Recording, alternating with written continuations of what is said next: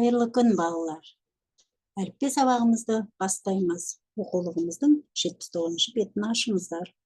76-шы сабақ. Г дыбысымен әрпін бүгін пысықтайтын боламыз.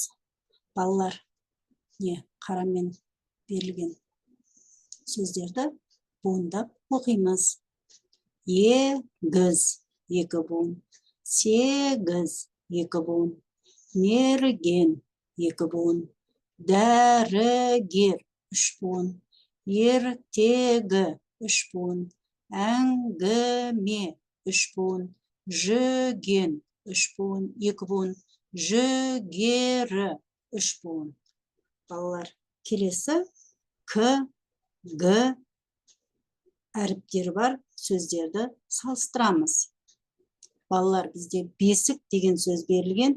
Егер біз бесікті бесігі дейтін болсақ, онда біздегі К дыбысы Г әрпіне айналады. Яғни, біз әрпін қосатын болсақ, К дыбысы мен әрпі Г әрпіне айналады екен.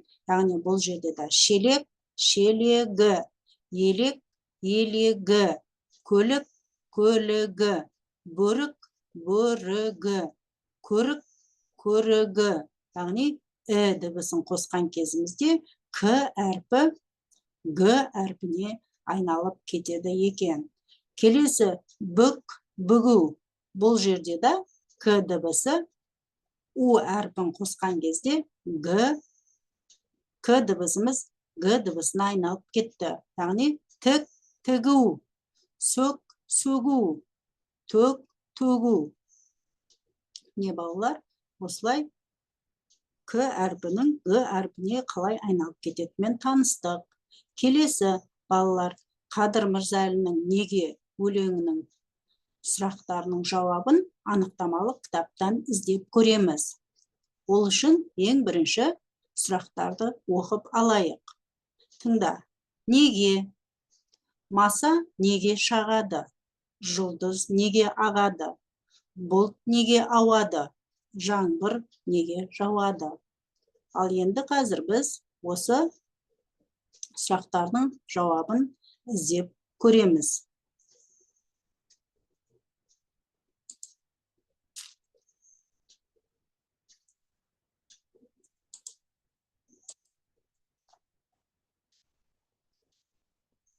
Маса неге шағады екен, балалар?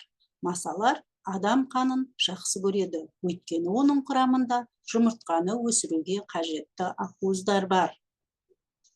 Жұлдыз неге ағады? Жұлдыз жерге құлаған ғарыш денелері. Жер атмосферасында жанған сәті бізге аққандай болып көрінеді. Бұлт неге ауады? Бұлт ауа массасының ағыны әсерінен қозғалады, немесе ауады.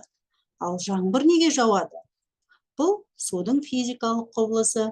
Жер бетіндегі сулар мұхит, теңіз, өзендерден күннің ысуымен су буға айналып жаңбыр болып жауады. Яғни табиғаттағы су айналымы екен, балалар. Міне біз сұрақтардың жауабын анықтамалық кітаптан таптық. Келесі тапсырмаға өтейік. Келесі бізде саралау тапсырмасы. Яғни міне бұл жерде не берілген, балалар? Гүлдер берілген, гүлдер. Гүлдерді көріп тұрмыз. Демек, мына жерде біз гүлдер деген сөзге дыбыстық талдау жасауымыз қажет.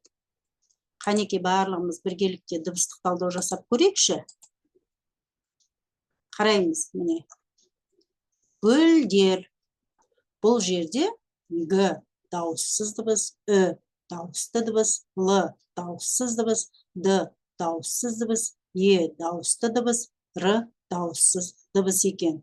Демек, балалар, бұл жерде неше дыбыс, неше әріп бар? Санайықшы. 1, 2, 3, 4, 5, 6. Демек, 6 дыбыс және әріп бар екен, балалар? Демек, бұл жерде нешеу дауыссыз екен? Санайықшы. 1, 2, 3, 4. 4 дауыссыз дыбыс бар екен. Неше дауысты дыбыс бар? 1, 2. 2 дауысты дыбыс бар. Демек, бұл 2 буын. Яғни, сөзде неше дауысты дыбыс болса, сонша буын болады. Гүлдер. Демек, 2 дауысты дыбыс бар екен.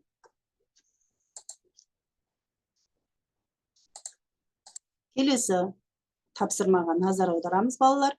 Балалар, келесі тапсырмада біз жұмыс дәптерімізді ашамыз. Қанекей барлығымыз жұмыс дәптерімізді ашайықшы.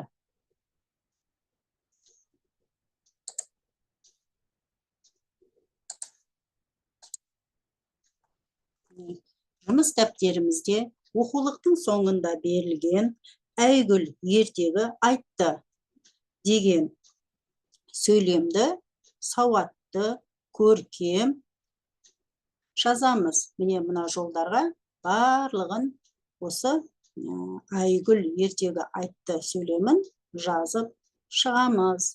Келесі тапсырмада, яғни бұл жерде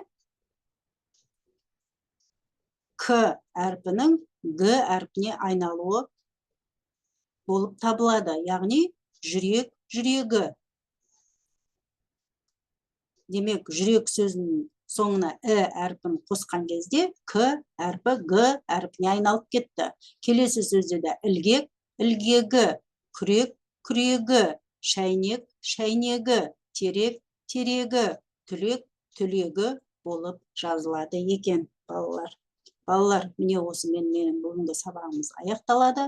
Келесі кездескенше сау саламатта болыңыздар.